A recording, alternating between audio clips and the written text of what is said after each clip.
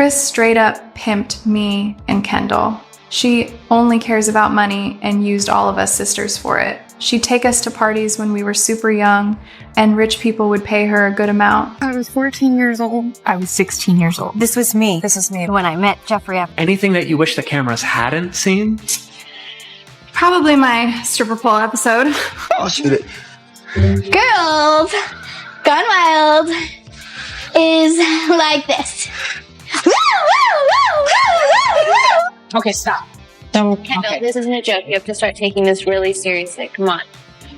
Anybody recognize this cabin right here that Kris Jenner's at? Jeffrey Epstein and Ghislaine Max. I now hold the opinion that Kim Kardashian is a prostitute, and I'm not going to edit this opinion. Kim Kardashian is a prostitute.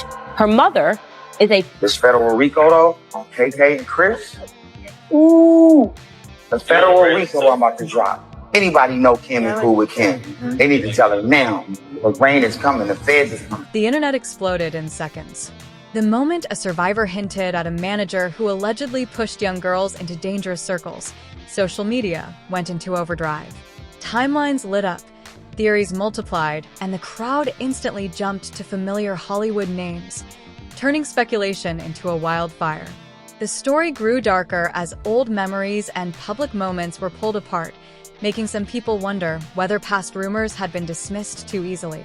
Soon, even more names were dragged into the conversation, with online commentators insisting there were patterns everyone had overlooked. As the allegations, still unverified, spread at lightning speed, people fixated on one detail repeated again and again: age. Survivors described being painfully young, and that reminder made audiences revisit how early certain celebrity families began shaping and promoting their daughters.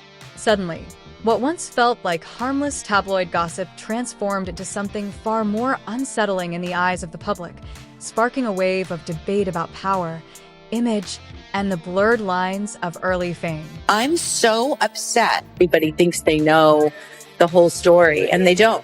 You know, it's bullshit. And that's exactly why the whole situation spiraled online at breakneck speed. Is it concrete proof? No. But is it disturbing enough to make people pay attention? Without question. Once the internet thinks it recognizes a pattern, it refuses to let go, especially when that pattern lines up a little too neatly with the whispers, theories, and half-forgotten rumors people have been trading for years. American on the outside. I've got Skims on the inside. Wait, say that again? I'm drinking 818 like crazy. Kylie Jenner. And I'm Kendall Jenner. And welcome to our Teen Vogue photos. Let's pause for a second, because this part isn't rumor at all. Kylie has openly described, in her own interviews, what it was like to be a teenager surrounded by grown men, invasive paparazzi, and moments that felt straight out of a low-budget thriller. She's talked about men shouting obscene things at her, photographers trying to expose her, cars trapping her, and scenes that any adult would struggle with, let alone a kid still figuring out who she was. And what sticks with people online is how she said it felt even worse when she was younger. Instead of stepping back, the industry machine seemed to push her deeper into the spotlight, framing the chaos as part of the brand. That's what triggered people to dig through old clips and blogs, noticing how often a very young Kylie was linked, at least socially, to older men orbiting the family. Then the Tyga timeline resurfaced. Fans point out how he suddenly appeared everywhere: parties, concerts, late-night events, right at the age gap that continues to make the internet uneasy. The claim isn't that anything is proven, but that all of this chatter started before she was legally an adult, which is why those old dating rumors never truly vanished. When people line up the dates, footage, and interviews, the whole story takes on a darker, more unsettling tone for them. We don't talk about enough is how the Kardashians supported this relationship between Kylie and Tyga when the age gap was wild and they met when she was very young. And then, like someone flipped a switch, the moment she turned 18, the entire narrative shifted. What had been whispered, blurred, and treated cautiously suddenly became polished, public, and completely acceptable overnight. That abrupt change has bothered people online for years. Why did the tone flip so fast? Why did the PR machine jump into overdrive the second she crossed that legal threshold? Now that a survivor's comments have resurfaced, that old uneasy memory hits harder than ever.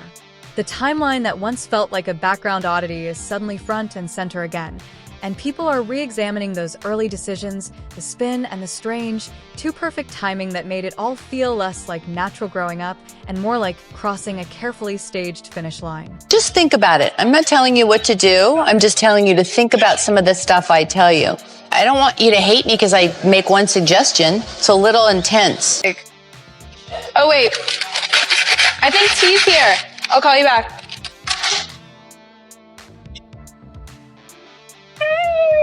Ask anyone online why they side-eye Kris in this timeline, and you'll hear the same blunt explanation. The whole thing never looked protective. It looked strategic. People say it felt less like a parent setting boundaries and more like a manager chasing visibility. Instead of a safety net, they saw a branding plan with younger kids styled and positioned to sell an image. And if Kylie's timeline already made audiences uneasy, Kendall's turned that discomfort into full-blown alarm. She wasn't wrapped in the same dating rumors, but she was pushed into the high-fashion world at an age when most teens are still battling homework. Signed to an agency at 14, doing shoots and industry events by 16 or 17, surrounded by adults, photographers, stylists, agents, who lived in a world far older than hers. To many viewers, it reads like an adult industry built around a kid. Then there are the old clips that, through today's lens, hit completely differently. The Marc Jacobs runway at 18. The sheer top moment that felt like it didn't just appear. It arrived on the momentum of a machine that treated her coming of age as part of a launch strategy.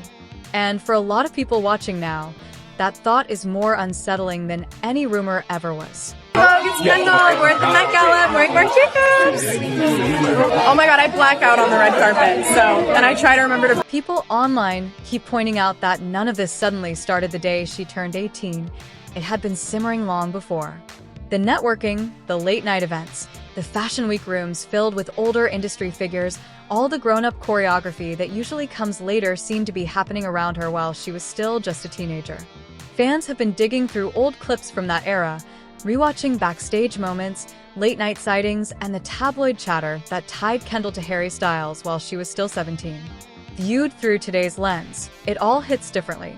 No one's claiming those old headlines prove anything, but when the dates line up and the footage keeps resurfacing, the whole thing stops looking like coincidence and starts looking like a pattern the internet refuses to let fade. Songs on your last album were about me. I see it jiggling. Really? Yeah. I'm really jiggling. Those blurry yacht photos, dimly lit dinner shots, and late-night candids became internet battlegrounds, with every frame debated like it was evidence in a case no one could fully define. Nothing was ever proven or confirmed, yet the montage of moments had people online asking questions. The hangouts, the backstage chatter, the timing, it all felt loaded to the audience watching from afar. And of course, the internet did what it always does. It dug deeper. Old friendships, past party circles, and even loosely connected names were dragged back into the spotlight. Naomi Campbell's name resurfaced in threads because of past public accusations made by another model. Corey Gamble's proximity to high-profile circles was re-examined. And the allegations surrounding Diddy, already blown wide open in the media with documentaries and celebrity reactions, added more fuel to the speculation spiral. Put all of it together and you get a rumor machine that refuses to stop, not because anything is proven, but because each resurfaced clip and every whispered connection makes the timeline feel darker to people than they ever expected. I asked you about Corey Gamble. He was at Kim Porter's death scene. Yeah, I know. And he was also the nigga that took Tory Lanez. Put all of that next to the Kardashians' long-running presence around old Hollywood's invite-only party circles, the velvet rope rooms with reputations people have debated for years, and the internet starts noticing the same familiar faces appearing again and again. Online sleuths point out how many of those names allegedly overlap with broader social circles, including a few that, in media reports, were only ever loosely connected to the wider Epstein orbit. And once people think they see a pattern, they can't unsee it. Then Ray J's name pops back into the conversation, and the internet collectively sighs.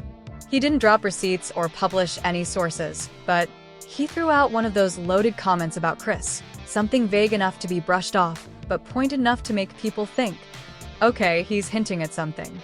That single line was enough to send the rumor engine roaring again. It's not hard evidence. It's gossip, old associations, blurry memories, and stitched-together moments that, when placed side by side, look far more ominous to online audiences than anyone wants to admit. This federal RICO, though, on KK and Kris. Ooh. The federal RICO I'm about to drop on Kris and Kim is about to be crazy. Just gonna handle this shit legally, right? And just hit you in court and just get what I'm deserved from all of y'all being foul and trying to defame me. You wanna play games with me? Okay, let's play. We going through receipts tonight, Kris. We going through receipts tonight, Kim. You have with the wrong person. Did you help Kim release her sex tape? And then boom, everything shifted into legal drama territory. The minute Ray J started dropping those cryptic, RICO-sounding hints, the Kardashian legal team snapped into action. Lawsuits, statements, and threats rolled out fast. But the internet doesn't magically forget just because lawyers show up. Once a rumor gets oxygen online, it basically lives forever, which is exactly why this conversation refuses to disappear. People remember that Ray J was everywhere back then at the house, in the business mix, around the circle during the years when Kendall was still a teenager. So now, looking back, those one-liners he tossed out feel to a lot of people like the comments of someone quietly saying, "I've seen things." Even though he never offered names, dates, or clear receipts, the vagueness itself is what keeps the internet convinced there's more he isn't saying. He got me all of the sex tape back. Oh my God. And he flew home and got the computer was on the hard drive. And met up with Ray J at the airport and got it all back for me. Oh, Kim. Oh my God. That's amazing. People hear Ray J's vague comments and start wondering what he might have actually witnessed. They weave his offhand lines into the larger timeline, and suddenly it feels, to online audiences, like someone whispering from inside the machine. At the same time, fans claim Kris's team has been moving like a crisis response unit, scrubbing comment sections, flooding social feeds with wholesome family content, pushing out perfectly timed interviews and birthday posts meant to glitter over the noise. To many viewers, it looks like pure distraction theater, sparkle on top while something messier gets quietly shuffled behind the curtain. And in the world of online gossip, that kind of choreography doesn't calm anything down. It only makes the rumor mill spin harder. You guys are so loud. But here's the moment that really sent the internet into full orbit. Whenever Kris launches her classic distraction routine, Kim is almost always right behind her. And to people who study this family's online playbook, that's never seen as coincidence. Kim has long been viewed as Kris's golden child, the breakout star who catapulted the family into global fame, and the infamous tape is still pointed to as the turning point. For years, rumors and fan theories have swirled, with some insisting Kris helped shape the optics around it. Whether those whispers are pure speculation or just part of the mythos, the pattern keeps feeding itself. Kim steps into the spotlight. The headlines swing back to glamorous outings and feel-good family moments, and any darker chatter gets pushed to the margins. To many online sleuths, it looks like a perfectly timed two-step: distraction, then reassurance. And that choreography is exactly what keeps the wildfire burning instead of fading. So when the internet erupted with unverified rumors linking Kim to Diddy's broader controversies, things escalated fast. Then came the twist. Caitlyn Jenner's name reappeared in online threads. According to internet chatter and so-called insiders, Caitlyn allegedly suggested that Kim wasn't the one who rushed toward any of this. The speculation claims it was Kris who pulled her daughter into a world shaped by power, influence, and manipulation. Again, none of it is confirmed, but the rumors alone were enough to send the internet spinning. Did you help Kim release her sex tape? It's okay. No. No. True. Of course it's true. Thank you. Of course it's true. Going through receipts tonight, Kris. We going through receipts tonight, Kim. You want to see the fake contract. There it is. So Ray J said when Kim and Kris saw that success, they planned out leaking Kim's tape. There was actually 3 tapes that they sold, but they only went with the second one because Kris Jenner watched all of the tapes, made them make multiple, and then pick which one made her daughter have the best. In Caitlyn's eyes, Kim was a pawn, a starlet maneuvered by her own mother, handed over for fame and fortune. Kris's hunger for the spotlight, sources say, knows no limits, pushing her daughters into murky dealings that range from sketchy business deals to alleged money laundering, brand copying, and even questionable church tax maneuvers. For Kris, apparently, there are no lines she won't cross. The accusations alone are seismic enough to shake the very foundations of the Kardashian empire behind the glitter, the glamour, and the perfectly curated Instagram posts. The truth, if this is accurate, may be far darker than anyone imagined. And just when you think it couldn't get more explosive, Kanye West enters the fray, dragging the drama into federal territory. Forget social media theatrics. This time, he claims it's legal fire he's aiming at, targeting Kim and her former BFF, Diddy, in what could be a high-stakes investigation. Kim Kardashian allegedly had some videotapes and audio tapes that was actually recovered in the raid at P. Diddy's home. According to insiders, Kris allegedly orchestrated countless rendezvous between Kim and A-listers, thrusting her into the spotlight at a tender age and blurring the lines between motherhood and exploitation. But hold on to your hats, because we're just scratching the surface. As if exploiting her daughters weren't enough, Kris's tangled web of deception extends even further, intertwining with the scandalous world of hip-hop mogul P. Diddy. And guess what? It's all about to come crashing down around her. Rumors have swirled for months that Kim may have known more about Diddy's alleged illicit operations than she ever led on. According to Kanye, Kim didn't just have knowledge. She allegedly played a role assisting in money laundering, silencing victims, and even taking a cut for herself. And if that wasn't enough chaos, Kanye claims there's an even darker scheme involving Kim Diddy and Lou Taylor, allegedly forcing conservatorship on unsuspecting celebrities to seize their fortunes. The tea here is scorching. The stakes are massive, and the players are some of the most notorious names in Hollywood. The story isn't just scandalous, it's potentially catastrophic. Kim as a gold digger, Kris as the puppet master, Kanye spilling everything without holding back. This isn't just gossip.